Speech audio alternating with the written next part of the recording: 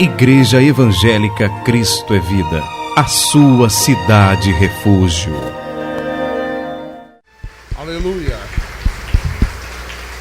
Amém. Bom, meus irmãos amados, vamos ouvir o que é que esse Deus fiel tem a falar conosco nesta manhã de domingo. Vamos abrir a Bíblia no livro de Atos dos Apóstolos, capítulo 7, versículo 1 e 2. E essa é a quarta mensagem que o pastor traz à igreja sobre o tema o verdadeiro evangelho.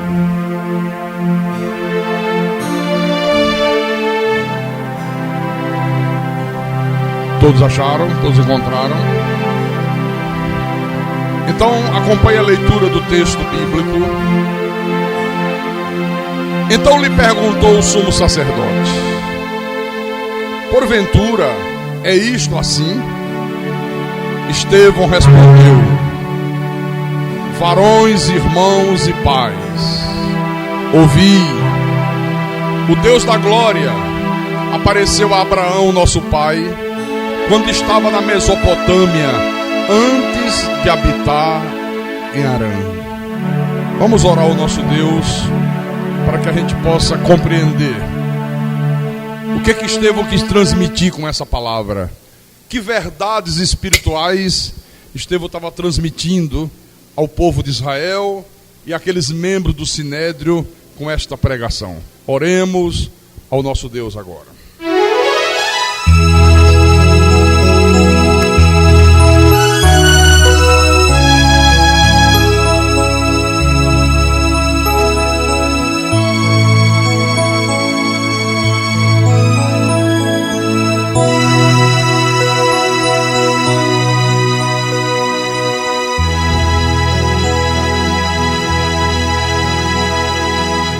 Senhor Jesus Cristo, nosso Deus e nosso Pai, aqui estamos nós reunidos, Senhor, no Teu santuário, no Teu santo templo. Já louvamos o Teu nome, já Te adoramos, já Te bendizemos. E agora é aquele momento em que nós aquietamos o nosso espírito para ouvir a Tua voz, para aprendermos de Ti, para sermos ensinados pelo Teu Espírito Santo. Fala à Tua igreja, fala ao Teu povo, fala aos Teus pequeninos, aos Teus escolhidos, aqueles cujos nomes estão arrolados nos céus, inscritos no livro da vida, desde antes da fundação do mundo. O Teu povo, a nação santa, o sacerdócio real. Usa-me como Teu pastor, como Teu servo.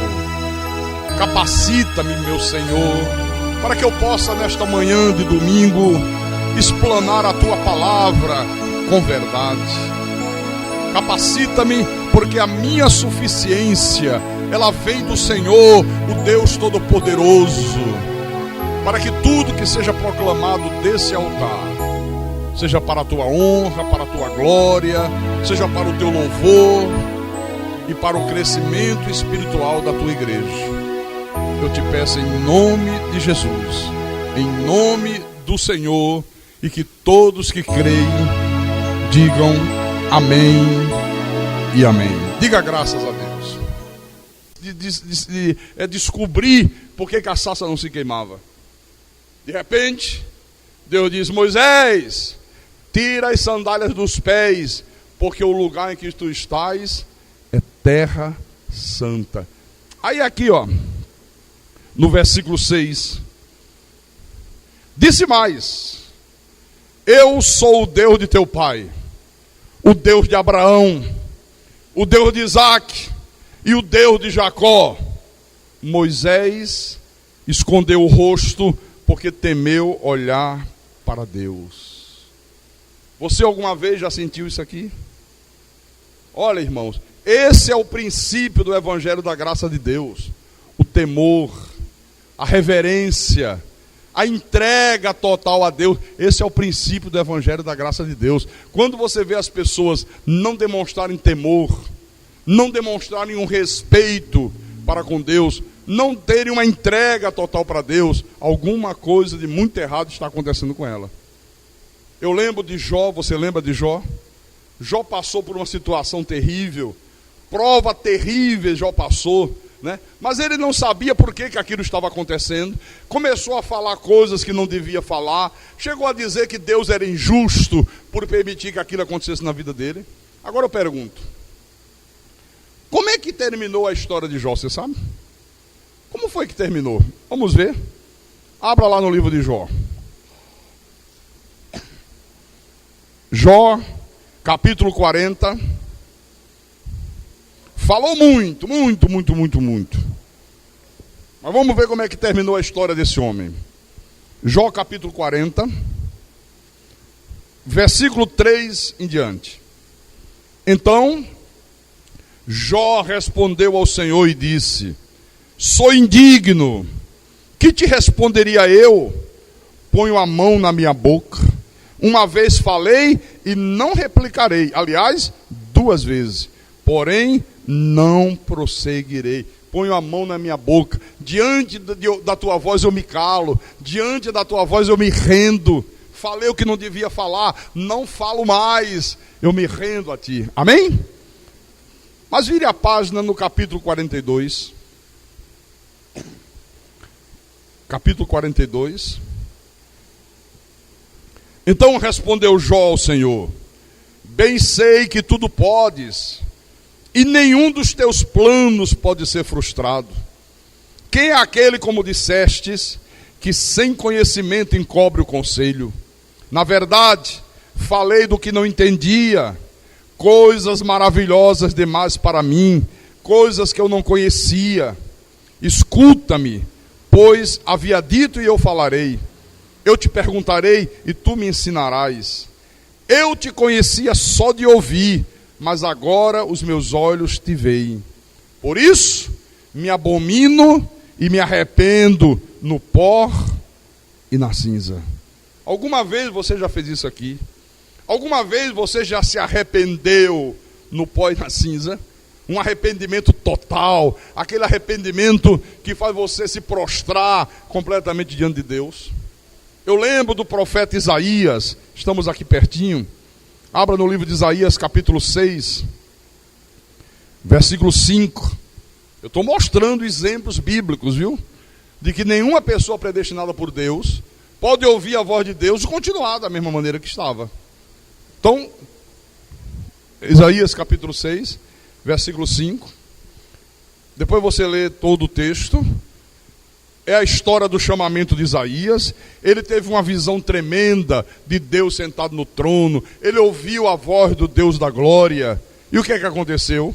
No versículo 5 ele diz: então disse eu: ai de mim, estou perdido, porque sou homem de lábios impuros, habito no meio de um povo de impuros lábios, e os meus olhos viram o Rei, o Senhor dos exércitos. Essa é a reação, irmãos, dos que tiveram uma experiência com o Deus da glória. Todos eles tiveram a mesma reação. Eles diziam: eu sou impuro, estou perdido, eu me arrependo no pó e na cinza. Você vê que todos se sentiam indignos de receber qualquer coisa da parte de Deus. Todos se sentiam dignos de condenação. Era a única coisa que eles sentiam. Temor, reverência, se prostravam diante de Deus, não ficavam mais satisfeitos com a vida que eles levavam, com a vida espiritual, com a vida religiosa. Está aqui os exemplos bíblicos. Então, este evangelho da graça de Deus, eu quero dizer para você nessa noite, é a única mensagem que pode capacitar você a viver nesse mundo como mais do que vencedor, a viver sempre carregado em triunfo, a viver como viver os antigos cristãos. E está tudo aqui registrado na Bíblia Sagrada. Está tudo aqui, é só você ler. Olha, meu irmão amado e minha irmã em Cristo, não existe outra mensagem capaz de transformar a tua vida, capaz de preparar você para vencer as tuas lutas, as tuas batalhas, preparar você para enfrentar a vida fora desta mensagem aqui do Evangelho da Graça de Deus. Se tirar o Evangelho da Graça de Deus, tudo é vã filosofia, tudo é ensino de demônios, tudo é fábulas de velhas caducas, não tem valor nenhum, é tudo prosa, não adianta nada, não serve para nada. Olha o que eu estou falando, não serve para nada. Por isso que as pessoas, coitadinhas, que não ouvem o Evangelho da Graça de Deus, são tudo pessoas desestruturadas. Enquanto está tudo bem, está tudo bem. Mas na hora que enfrenta uma tempestade, meu irmão, é um Deus nos acuda, é ou não é? Sai da igreja, se desconverte, vai para macumba, rejeita Deus, renega Deus, murmura, porque não tem firmeza espiritual. Então não serve para nada. Pastor, então essa mensagem é muito poderosa, é verdade. Aliás, é a única que dá herança, é a única mensagem que edifica. Olha, Paulo já dizia isso. Deixa eu mostrar aqui em Atos dos Apóstolos. Paulo já dizia isso há 2000 anos atrás. Atos capítulo 20, versículo 32. Ele diz: agora, pois, encomendo-vos ao Senhor e à palavra da sua lei. É isso que está na Bíblia? Não. Encomendo-vos ao Senhor e à palavra da sua graça, que tem poder para vos edificar e dar herança entre todos os que são santificados. Esta palavra é a única que resgata o eleito de Deus desse mundo vil, desse mundo perverso, e lhe dá vida outra vez, irmão Daniel. Você lembra? Estevão disse aos membros do Sinédrio que Deus apareceu a Abraão, estando ele ainda lá na Mesopotâmia. Pois bem, isso que Estevão falou é muito importante, irmãos, para que nós possamos compreender como é esse mundo vil do qual Deus nos tirou, e para que nós possamos compreender como é que Deus tira o seu povo desse mundo vil. Compreender como é o mundo vil e como é que Deus nos tirou de lá. Qual é o método de Deus tirar os seus eleitos desse mundo vil. Você sabe que quando Abraão vivia lá na Mesopotâmia, todo o povo lá de Ur dos Caldeus eram pagãos, todos eram pagãos. Adoravam várias divindades, adoravam vários deuses, né? Era uma idolatria violenta. Abraão mesmo era um adorador da lua, adorava a lua como se fosse uma deusa. Então veja que mundo vil era aquele, né? De onde Deus tirou Abraão. Só que antes de Abraão, até mesmo antes do dilúvio, o mundo já era assim. Deixa eu mostrar. Vamos lá voltar em Gênesis, capítulo 6. Aqui uma descrição terrível de como era o mundo naquele tempo, né? Gênesis capítulo 6, versículo 5. Eu estou falando antes do dilúvio.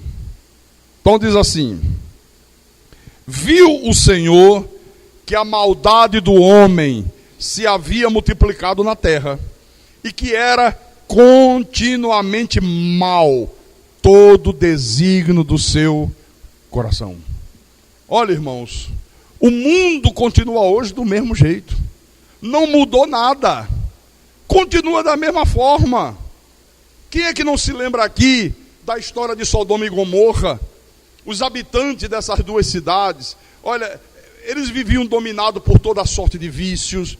Eles viviam mergulhados até o pescoço nas imundícies, nas perversões. Eles praticavam toda sorte de torpeza. Hoje a gente fica escandalizado quando ouve falar de pedofilia, não é? Você diz, puxa vida, que coisa terrível isso aí. Você sabe o que o povo de Sodoma e Gomorra fez? Deus enviou 2 anjos, né? A casa de quem? Quem que morava? Ló.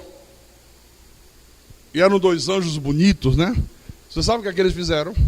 foram lá e queriam pegar à força os anjos para terem relações homossexuais. Dá para você imaginar a torpeza que eram essas duas cidades aqui? Aí eu pergunto para você nessa noite, será que o homem e a mulher do século 21 não são exatamente iguais ao povo de Sodoma e Gomorra naquele tempo? Será que não procede da mesma maneira? Procede. Essa é a história. Aliás, olha o que Paulo disse aqui em Romanos, capítulo 1, versículo 29 em diante. Romanos capítulo 1. Paulo diz: cheios de toda injustiça, malícia, avareza e maldade, possuídos de inveja, homicídio, contenda, dolo e malignidade, sendo difamadores, caluniadores, aborrecidos de Deus, insolentes, soberbos, presunçosos, inventores de males, desobedientes aos pais, são insensatos, pérfidos, sem afeição natural e sem misericórdia.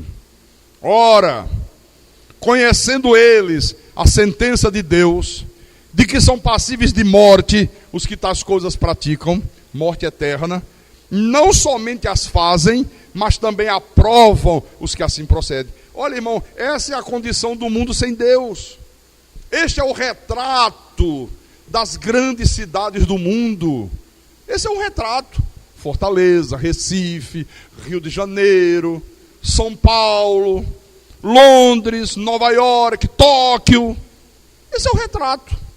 Apesar de toda a sofisticação, apesar de toda a tecnologia do mundo moderno, apesar de todo o conhecimento, apesar de toda a ciência, apesar de toda a cultura, é exatamente assim que os homens e as mulheres desse mundo estão vivendo. Exatamente como Paulo está descrevendo aqui. E o pior, o mais grave, é que eles não só praticam essas coisas, mas ainda se alegram, ainda se gloriam em praticar essas coisas. Quanto mais perversão eles praticam, mais eles se gloriam. Eles acham que isso é que é viver a vida, que estão vivendo a vida. É assim ou não é assim? É ou não é? Insolentes, soberbo, inventores de males. Você já prestou atenção quantos males os homens têm inventado? Inventam moda para despir as mulheres, para fazer as mulheres serem o objeto do desejo. Fazem das mulheres um objeto de desejo dos homens, né? Na religião, olha, só uma mente diabólica podia inventar corrente de libertação. Só uma mente do diabo. Inventores de males. Onde você já viu aqui na Bíblia isso? Em nenhum lugar. Romaria, adoração aos mortos. Você vê aqui no Ceará, não é? Quantas milhões de pessoas do Brasil inteiro vêm para Juazeiro, para o túmulo do Padre Cícero, adorar um morto, querido. Olha, inventores de males. Quantos males eles têm inventado? Então, o paganismo da Mesopotâmia e a adoração de ídolos está aí fora. Só não vê quem não quer ver. As pessoas continuam adorando ídolos. Adoram-se uns aos outros. Há pessoas que adoram os seus automóveis, as suas casas, os seus filhos. Outros adoram o dinheiro, suas religiões, seus líderes espirituais.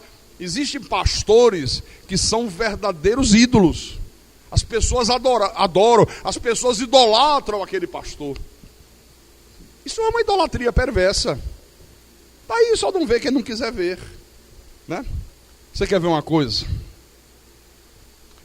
Experimenta fazer uma crítica construtiva ao Silas Malafaia.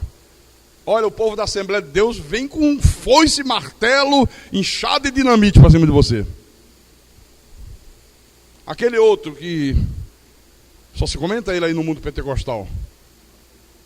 Marcos Feliciano. Ai, como é que um homem desse usa título de pastor? É uma aberração. Experimenta uma crítica pequenininha. O mundo pentecostal vem com tudo para cima de você. Não é assim, irmão? Hã? Pois é.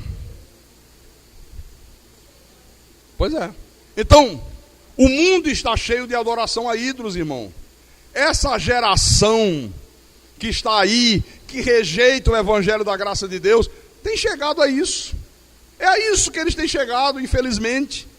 Todos têm uma religião, todo mundo tem uma religião. Mas eles vivem exatamente como Abraão vivia quando estava lá na Mesopotâmia. É por isso que nós temos aí um mundo de muitas dores, um mundo de muitos males, um mundo de muitas doenças, de muitas calamidades, de muitos desastres, um mundo de fome, um mundo de injustiça, um mundo de morte. Aí você diz assim, pastor, e por que o mundo está assim, pastor? Pastor Carlos, por que o mundo já era assim antes do dilúvio, como o senhor mostrou? E por que o mundo continuou assim no tempo de Abraão? E por que o mundo continua assim hoje no século 21? Bom, a resposta de Deus é que nem sempre as coisas foram assim. Quando Deus criou o mundo, quando ele acabou de criar tudo, a Bíblia diz que Deus olhou e viu que tudo era muito bom. Tudo era muito bom. Tudo era perfeito. Só que essa minha Bíblia aqui diz que houve uma rebelião no céu, um anjo extraordinário, um anjo brilhante, se encheu de orgulho, quis ser semelhante a Deus e se rebelou contra Deus. A Bíblia chama esse anjo de diabo. E a Bíblia diz que quando ele caiu na sua rebelião contra Deus, uma terça parte dos anjos de Deus caíram junto com ele. A Bíblia chama essa uma terça parte dos anjos de demônios. Então, quando Deus colocou Adão e Eva lá no paraíso, esse anjo rebelde, com astúcia, conseguiu induzir Adão e Eva a desobedecer a Deus, e eles pecaram contra Deus. Ele ouviu quando Deus disse, olha, de todas as árvores, de todos os frutos das árvores do jardim, vocês podem comer livremente. Menos do fruto daquela lá. A árvore do conhecimento do bem e do mal. Ok? Perfeito. Legal, legal. Olha, se desobedecer, morre. No dia que vocês desobedecerem, vocês vão morrer. Por quê? Esse tal de diabo estava lá. O que ele faz?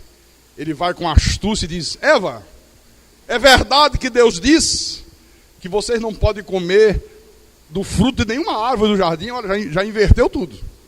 Ela disse, não foi assim. De todas as árvores do jardim nós podemos comer o fruto, menos daquela ali.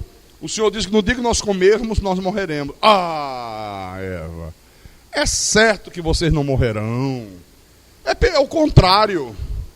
Se vocês comerem, vocês se tornarão semelhante a Deus. Olha, Deus vai ficar feliz. É que Deus quis brincar com vocês. Olha, experimenta comer para você ver como Deus vai ficar empolgado. Deus vai ficar, sabe, vaidoso de vocês terem comido. Sabe, usou de astúcia. Porque Adão e Eva, irmão, nunca quiseram pecar contra Deus. Não havia no coração deles esse desejo de desobedecer a Deus. Eles foram induzidos à desobediência a Deus.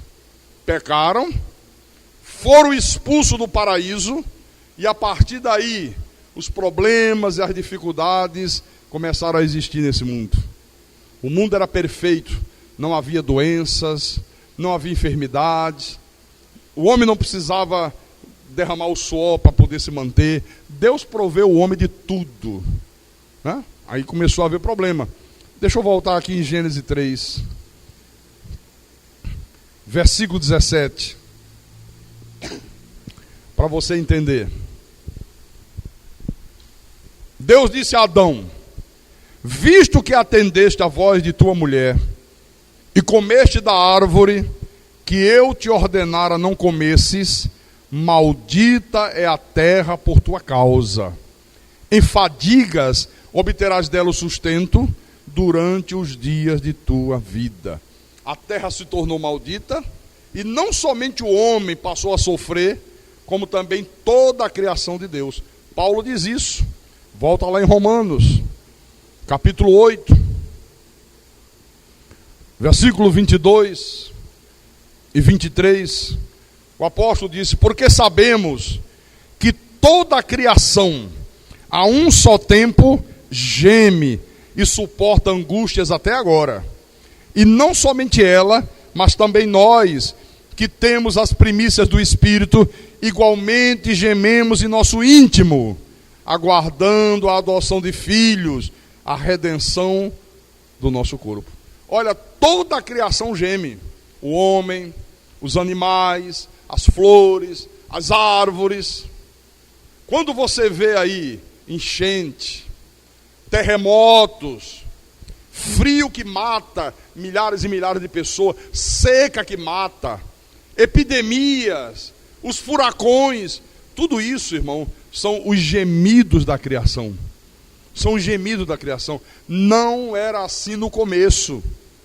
Todas as coisas ruins da natureza, tudo aquilo que leva ao sofrimento, entenda isso, faz parte da punição de Deus ao homem, por causa de quê? Por causa da sua desobediência. Por causa da sua desobediência. Mas o interessante é que lá mesmo no Jardim do Éden, Deus prometeu um Salvador. Deus disse: olha, vocês morreram, mas eu vou providenciar a salvação para vocês. Abra em Gênesis 3, versículo 15. O Senhor vira-se para Satanás, a serpente, e diz: porém inimizade entre ti e a mulher, entre a tua descendência, aquela uma terça parte dos anjos, né? E o seu descendente, este te ferirá a cabeça e tu lhe ferirás o calcanhar.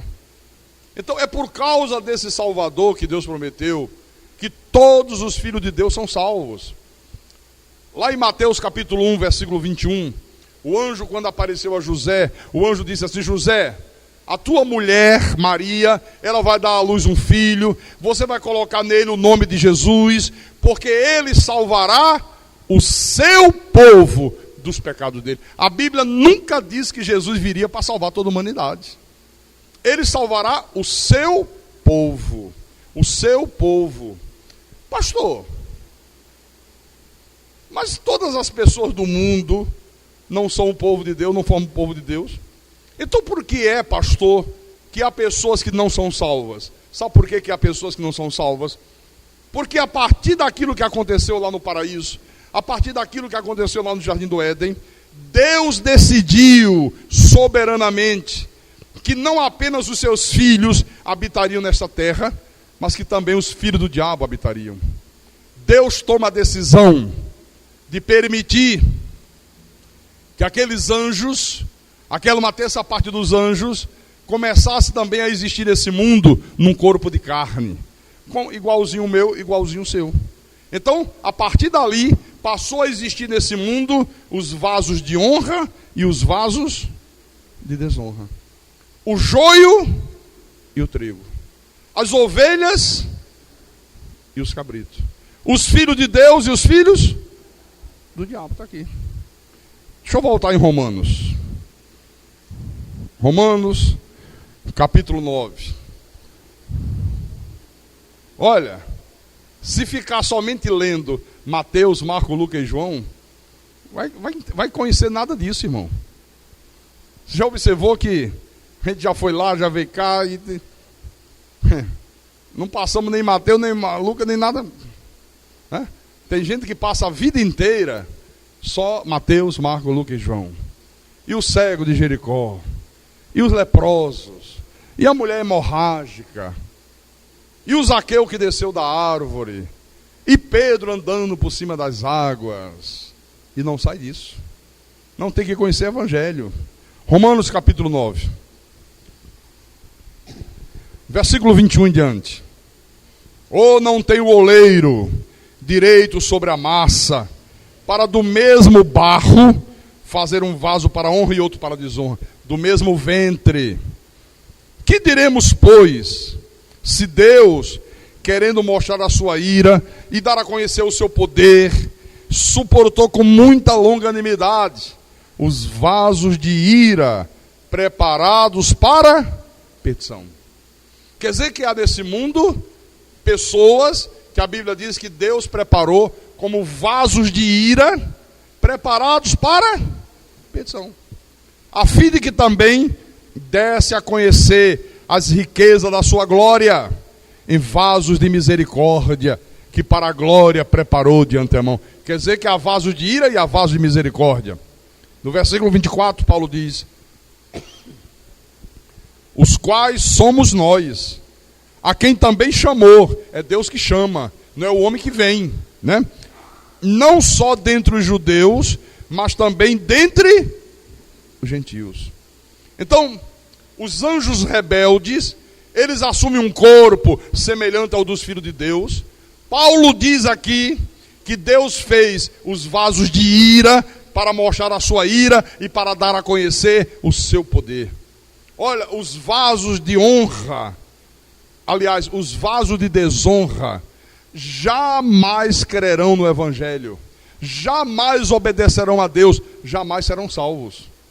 Por isso que você vê pessoas, você pode evangelizar, você pode orar por ela, você pode pegar a Bíblia, cortar em pedacinho, botar no liquidificador, botar leite, açúcar e mel. Não adianta, querido. Pode fazer uma operação, abrir a cabeça da pessoa e botar a Bíblia inteira lá dentro. Não funciona. Não tem jeito. Por quê? Porque são vasos de desonra. Pastor, mas isso que o senhor está dizendo é muito sério. O senhor está fazendo uma afirmativa aí profunda. O senhor tem como provar isso aqui na Bíblia? Claro, tudo que eu falo está na Bíblia. Senão não falaria. Vamos lá. 1 de Pedro, capítulo 2,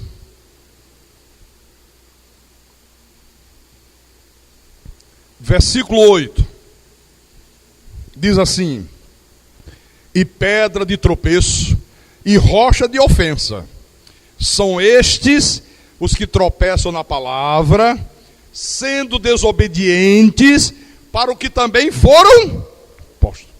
Quer dizer que foram postos por Deus nesse mundo, assumiram um corpo de carne para tropeçar na palavra, para serem desobedientes à palavra, para entenderem a palavra completamente errado. A Bíblia diz que o Senhor na cruz nos deu vida eterna. Ele disse: eu lhes dou a vida eterna, jamais vocês perecerão, e ninguém arrebatará vocês das minhas mãos. Quantos você ouve aí fora dizer: não, não é bem assim? Se você não tomar cuidado, o diabo te tira das mãos de Jesus, te joga no inferno. Está compreendendo? Está aqui, ó. Foram postos nesse mundo para isso, irmão. Está aqui. Já os vasos de honra, os vasos de misericórdia, todos eles serão salvos. Esteja onde estiver uma ovelha do Senhor Jesus Cristo, ela jamais se perderá. Jamais. Você lembra onde você estava quando o bom pastor te buscou? Eu me lembro onde eu estava. Eu lembro exatamente onde eu estava. Eu sei exatamente como era uma desgraça a minha vida naquele momento. Mas ele foi lá e me buscou. Ele foi lá e me resgatou. Agora, pastor Carlos, me diga uma coisa, pastor. Quando é, pastor, que Deus vai mostrar a sua ira e vai dar a conhecer o seu poder a esses vasos de ira de uma forma definitiva? Quando é que isso vai acontecer? No dia da segunda vinda de Cristo. No dia da segunda vinda de Jesus. Aí ele vai mostrar de uma forma definitiva. Deixa eu mostrar aqui.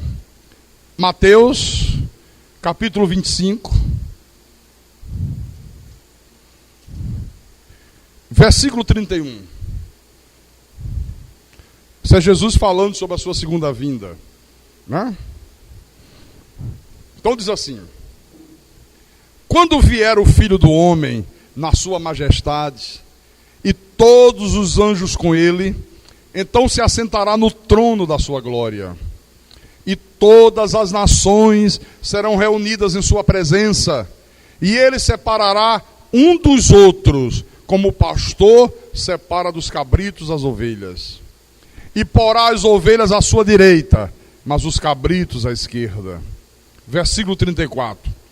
Então dirá o rei aos que estiverem à sua direita: vinde, benditos de meu Pai, entrai na posse do reino que vos está preparado desde a fundação do mundo. Aleluia, glória a Deus. Agora leia o versículo 41. Então o rei dirá também aos que estiverem à sua esquerda: apartai-vos de mim, malditos, para o fogo eterno, preparado para o diabo e seus anjos. Olha, o inferno foi preparado para quem? Para o diabo e seus anjos. Quem eram essas pessoas que estavam do lado esquerdo dele? Anjos do diabo, numa forma humana, num corpo de carne, que a Bíblia chama de vaso de desonra. Amém, irmãos? E como você vê o povo de Deus com medo de inferno, né? Fala inferno, a turma treme. Fala de Jesus voltar, ai que eu não estou preparado. Ai, se Jesus voltar hoje, será que eu vou ou será que eu fico?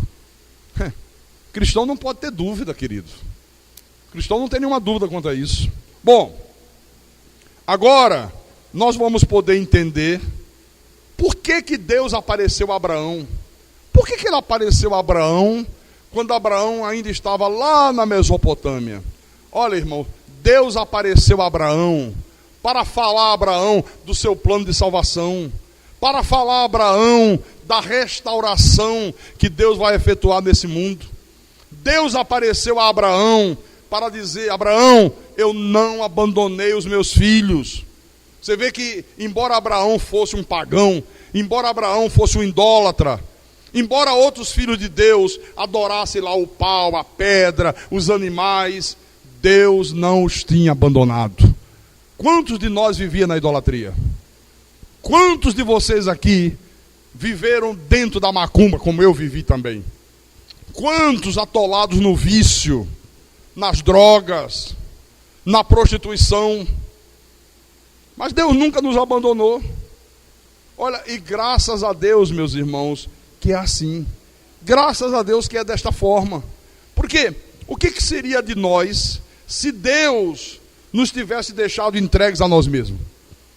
Nós estávamos perdidos. O que seria de nós se a única esperança para esse mundo, se a nossa única esperança fosse a educação, ou a cultura, ou as artes, ou toda a inteligência dos governantes dessa terra? Olha, nós não teríamos salvação nenhuma se dependesse disso. Jamais nós seríamos salvos. Então, Deus apareceu a Abraão, e Deus expôs a Abraão o evangelho da graça de Deus. Deus mostrou para Abraão que ele tinha um plano de salvação para todo o seu povo, para todos os seus filhos. Espera lá, pastor. O senhor está dizendo que antes de Deus revelar esse evangelho da graça a Paulo, ele primeiro apresentou esse evangelho a Abraão? Lá na Mesopotâmia? Verdade. Exatamente isso que você ouviu. Mas o senhor pode mostrar na Bíblia? Posso, e vou terminar com isso. Vamos lá em Gálatas, capítulo 3, versículo 8. Paulo diz assim: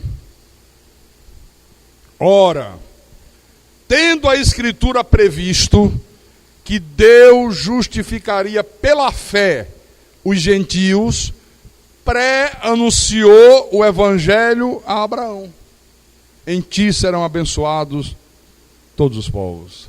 Aleluia. Quer dizer que Deus pré-anunciou o evangelho a Abraão. E lá na frente, ele revela a Paulo de uma forma total e definitiva, para que Paulo o tornasse conhecido à igreja como nós conhecemos hoje. Amém, irmãos? E Deus tira Abraão da idolatria perversa, do paganismo. Abraão não tomou nenhuma atitude. Abraão não usou livre-arbítrio, porque o homem não pode usar livre-arbítrio se o homem está morto em delitos e pecados. Toda a história da Bíblia é Deus indo buscar o homem, nunca o homem indo buscar Deus. É sempre Deus buscando o homem. É sempre Deus salvando o seu povo. É sempre Deus tomando a iniciativa. É sempre Deus falando. É sempre Deus fazendo. E graças a Deus por isso. Por isso que nós somos salvos. Por isso que Ele nos buscou. Por isso que Ele nos tirou das trevas para a sua maravilhosa luz.